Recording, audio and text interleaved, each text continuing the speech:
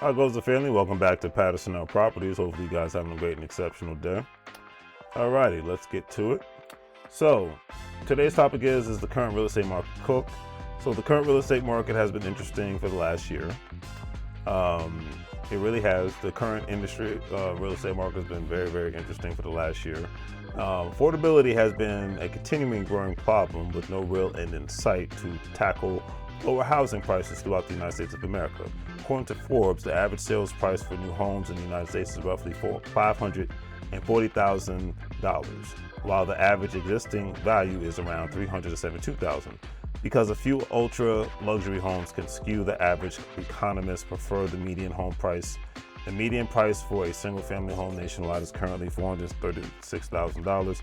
For the purposes of this blog, I will focus on the nationwide price of that, the $436,000. And before I go forward, real estate's still moving. Don't get me wrong. The economy's rough, real estate market's rough, but homes are still selling because all my real estate agents and wholesaling friends or / colleagues, they're selling homes. You know, they are still selling homes, even in the expensive place like the DMV area. A good friend of mine in Richmond is seeing homes being bought and sold like you wouldn't believe. Like, things are getting done, you know. So it's one of those is what it is situations. But today's interest rates is at 6.53%, and they could go higher, especially given the fact that according to the Forbes average, the average annual salary in the United States of America is $64,000, or the median sits at $83,000 for households and roughly $63,000 for full-time individual workers. Salaries vary widely depending on locations. For example, Massachusetts boosts an average of $83,000 compared to $49,000 in Mississippi, a state that I've invested in the real estate market. And with home prices for single-family homes being between $372,000 and $436,000, that makes the average monthly mortgage payments, depending on the area, $2,200 to $3,500 a month. Not sustainable, and unless certain people make that kind of money to sustain themselves, paying that amount of money a month, number one, and then number two, or if they just, in a sense, house hack to where they charge a high price for a room, or they have 3 to 4 different families, like some people that immigrate to the United States do, which I'm not mad at, then it's all good, but it's all good in the neighborhood. So with the new Federal Reserve Chair, Kevin Warsh, remember, I'm not saying anything political, but he printed trying to bring down inflation. Also, the current administration is calling to bring down interest rates in order to try to make the current overpriced housing market more affordable. Plus, flooding the economy with money may boost confidence of real estate stock market and bond investors. Also, according to various news media sources, eliminating forward guidance, Warsh has drastically shortened FOMC statements and ended the practice of providing investors with hints about the Fed's up-and-coming actions. Now, before I go forward with reading my statement, yes, flooding the economy with money may boost confidence with real estate investors, stock market investors, and bond investors. But remember, not everybody's like you and me.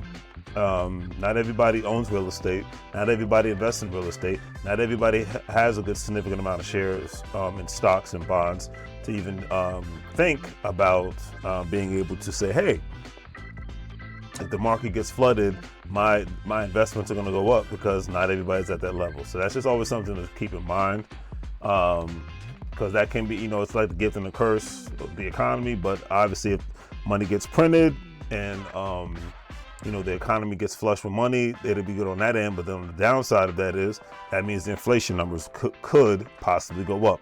I'm not an economist, but in previous history, we've seen that happen. No matter who's in the White House, governor's house, or mayor's house, when the market gets flooded, when the printer gets turned on, people get money in their pocket, but inflation goes up because we see the cost of everything now going up. So it's just one of those things to take into consideration. All right, sweeping task forces. Launched 5 task forces to reevaluate core Fed functions. This is what Mr. Warsh has done, including how it measures inflation, the role of artificial intelligence in the economy, and paths to reduce the size of the Fed's $6.7 trillion balance sheet. And hey, we do live in a different time now. We are in the AI age, whether you like it or not. And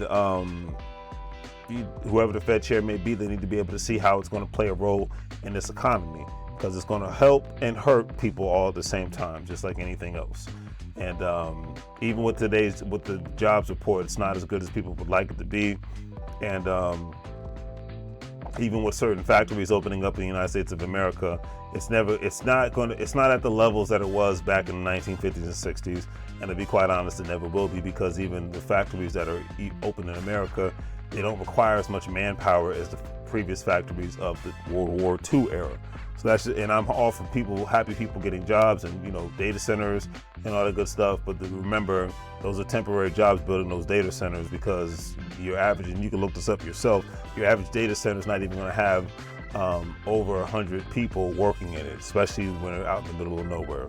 They'll have more than 100 people help building the place, but as far as the maintaining of the facility, that's a whole nother story for a whole nother day. But either way, I'm happy for anybody to get a job that helps them take care of themselves and their family. So it is what it is. All right, CNBC, alternative inflation data.